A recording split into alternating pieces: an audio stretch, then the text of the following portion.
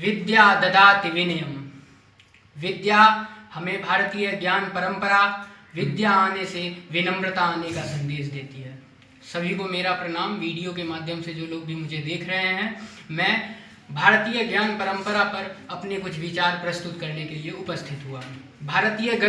भारतीय ज्ञान परंपरा की यदि हम इतिहास की बात करें तो वह प्राचीन से भी प्राचीनतम है, क्योंकि हम जिस भी सभ्यता को देखते हैं उस सभ्यता का समय काल भारतीय ज्ञान परंपरा के बाद ही शुरू होता है। क्योंकि जब कई स्थानों पर सभ्यताओं का उद्भव हो रहा था, उस समय हमारे यहाँ सरस्वती सिंधु घाटी सभ्यता में ईंटों की बारीक माप तक का भी गणना किया जाता था। इससे यह छलकता है जो किस प्रकार हमारी ज्ञान परंपरा उच्च मापदंडों पर स्थापित थी। मापदंडों की अगर हम कड़ी को आगे बढ़ाएं तो वैदिक काल में भी हम देखते हैं जो ज्ञान, विज्ञान, अध्यात्म और आधुनिकता की एक बहुत बड़ी श्रृंखला हमें देखने को मिलता है, क्योंकि वहीं से हमारे दर्शन का उद्भव होता है। दर्शन में ज्ञान भी है, विज्ञान भी है, क्योंकि हम देखते हैं दर्शन में ही शिल्प शास्त्र भी है, दर्शन में ही आयुर्वेद भी है, दर्शन में ही खगोल विज्ञान भी है।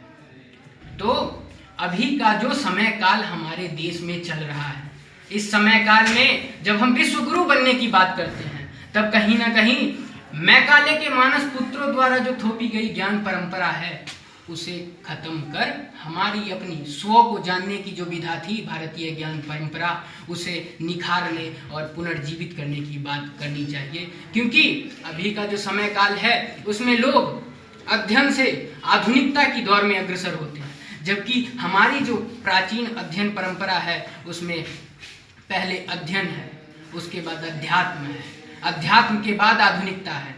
तब जाकर जो आदमी अध्ययन से अध्यात्म और अध्यात्म से आधुनिकता पर जाता है वह जान पाता है जो जब हम किसी भी चीज का आविष्कार करते हैं तो उस पर मारक क्षमता नहीं लिखी जाती है, अपितु वसुधैव कुटुंबकम लिखा जाता है। यह हमारी ज्ञान परंपरा सिखाती है हमें।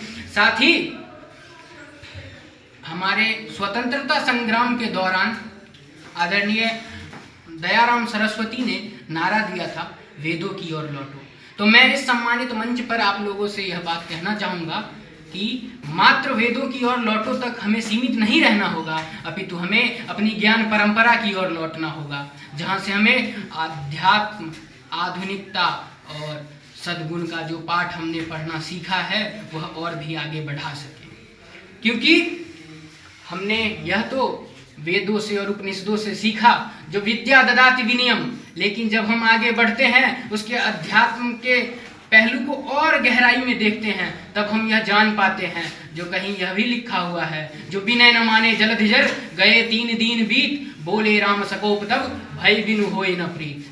तो हमें अध्यात्म भी ध्यान रखना है, आधुनिकता भी ध्यान रखना है, और हमारे ऊपर जो कोई भी उंगली उठाए, चाहे वह हमारी सभ्यता पर हो, चाहे वह हमारी आत्मसम्मान पर हो, चाहे वह हमारी भाषा पर हो या हो संस्कृति पर, हमें उसका प्रतिकार करना हमारा जन्म सिद्ध अधिकार है। और हमारे जो उच्च बीज हमारे अंदर निहित है वह भी हमें यही सिखाता है। धन्यवाद।